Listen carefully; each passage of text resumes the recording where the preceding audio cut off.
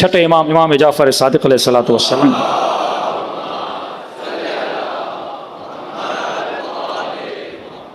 امام نے فرمایا جس نے مال دنیا کو دیکھ کر اپنی بیٹی کی شادی کسی نااہل ناخلف بندے سے کرا دی، قیامت کے دن جب اٹھایا جائے گا اللہ کہے گا اس کے نام اعمال میں لکھو اس نے اپنی بیٹی کا خون کیا ہے، یہ قاتل ہے، کیونکہ نسل تباہ کی ہے اس نے۔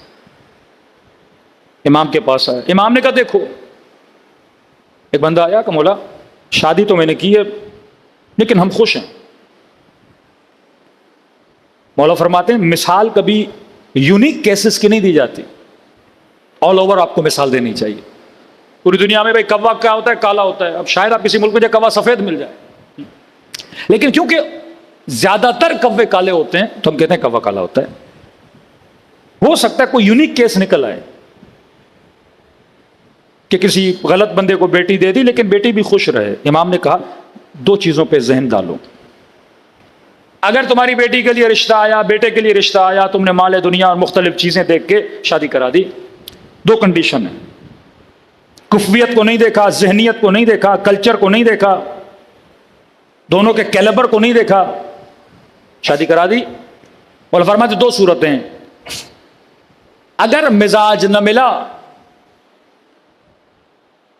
اور مرد بردبار تھا، صبر کر گیا، تمہاری بیٹی پہ ظلم نہ کیا تو خوش رہیں گے، اور اگر مزاج نہ ملا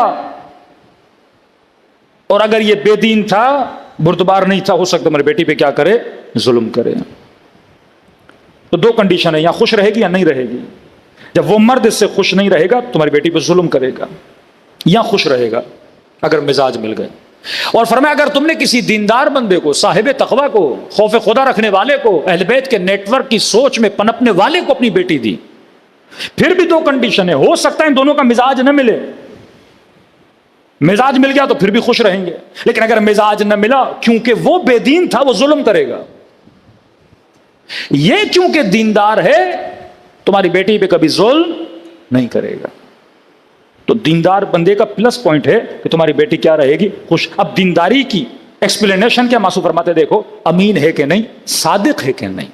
دینداری کا مطلب نماز پڑھنا نہیں ہے، دینداری کا مطلب ماتم میں آنا نہیں ہے، ہاں زبان کا سچا ہے کہ نہیں، امانت میں کہیں خیانت تو نہیں کرتا، یہ بیسک نشانیاں ہیں، ان میں آزماؤ۔